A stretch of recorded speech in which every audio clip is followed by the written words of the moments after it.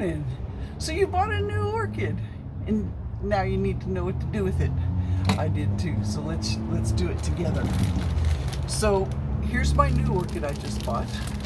The first thing that I'm going to do is I'm going to pull this. This is the stake from the distributor, and it'll tell you a little bit. This tells me this is a dendrobium orchid, so that tells me a little bit about how to take care of it.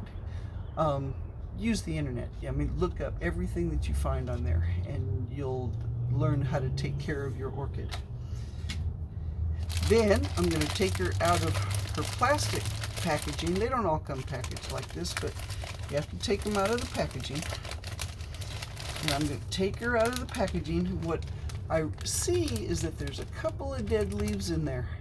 So I know that maybe there's a little problem. It may just be from traveling, but there may be a little problem. I'm going to look at there and I see some little black spots. Black spots are from being too wet.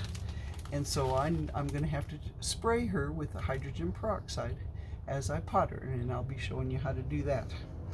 Then I'm going to take off this, whatever this is, for probably to keep things from falling around. Then I'm going to take out this label. This label is from the grower, and this is going to tell me even a lot more than the distributor label. This one says this is a Dendrobium Hawaii Spectacular.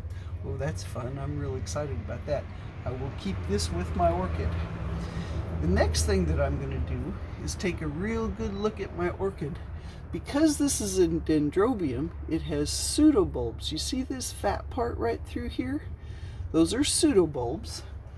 And what that means is that this dendrobium can hold on to water a little bit more, which is telling me that I'm not going to need to water her as often.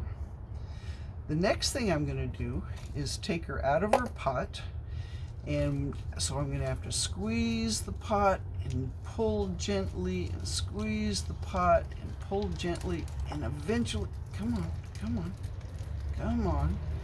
Eventually she's going to come out of her pot. The first thing that I'm going to look for is what her root system looks like. So now her root system, when I squeeze the roots, there's a little bit of squeeze to them, which means they're a little bit dry. They're not all real squeezy, but she's a little bit dry. That's understandable, right? She's probably been in a truck for 2 weeks. She hasn't been taken care of. So she's going to get a real good watering. The next thing that I look at, I'm going to pull as much of the old medium off of there as I can, just to make sure that there's nothing in there that I don't want in there. With a lot of plants, I'll be looking for bugs and this kind of thing. Usually, though, growers will saturate plants with insecticide on their way out of the shop so that they don't die in transit. And so probably you're not going to find any bugs. But what I am looking for, and not finding in this one, this is a real good one. I'm wanting to make sure that I've got a really good root system. I want to see what her baby was packaged in. It looks like there's a sphagnum moss plug inside there. This is sphagnum moss, and dendrobiums particularly will root really easy in sphagnum moss. So I think what they've done is they had a sphagnum moss package that they put the baby dendrobium in. So I'm going to leave that there because it seems full of roots. So here's my dendrobium. The next thing I'm going to look at is what was she packaged in? What kind of growing medium was she shipped in? What I'm seeing here is a whole lot of little pieces of styrofoam. And what that's telling me, styrofoam will collect and hold water without holding it up against the roots. So again, this is telling me that this dendrobium wants some water around, but she doesn't want it touching her roots. That's what the styrofoam is for, and there was a lot of it in this packing material. There was also a whole bunch of little bitty bark. You can buy commercial orchid mix, but it's mostly designed for Phalaenopsis. This is a dendrobium. So that's the reason for all the bark, because she wants to be a little bit drier on the dry side of the spectrum of how you water your orchids. So okay, she looks good. Like I said, I'm gonna take, because I found the little black spots, this is 50% hydrogen peroxide and 50% water. I'm gonna spray, I'm gonna try, there we go. I'm gonna spray her root system with this. That'll kill any, snails are one thing that orchids will get into your orchid roots. So that'll kill any snails. It will also stop any of the black spot disease that I saw in the leaves that dropped off of it earlier. So we'll just give her a little spray of that. That'll help. The next thing I'm going to do is put her down gently and get my pot. So this is the pot that I'm going to put her in. This is a clear glass vase without holes in the bottom.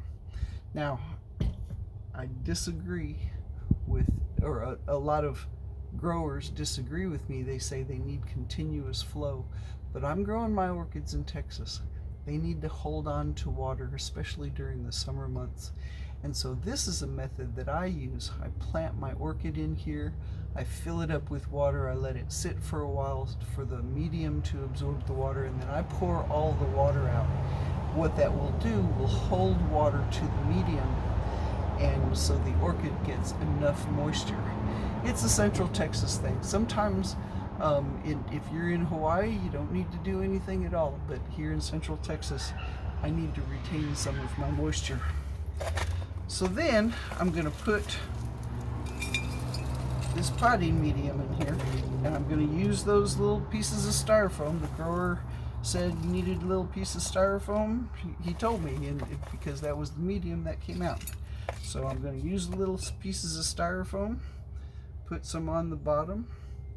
Then I'm going to gently put my orchid in there and fill it up to just the bottom of those pseudobulbs. I'm not going to cover the pseudobulbs. Whoops, see, there's some sphagnum moss from my orchid mix that I don't want in there. And I'm going to fill that up just like that. A couple more times, I think we're going to have it.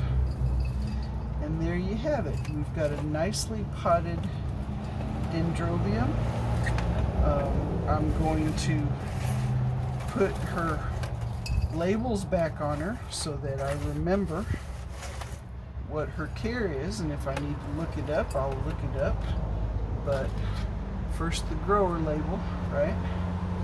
That's the one that tells me exactly what I need to know about this dendrobium. And then the distributor label, so I know what the flower looks like.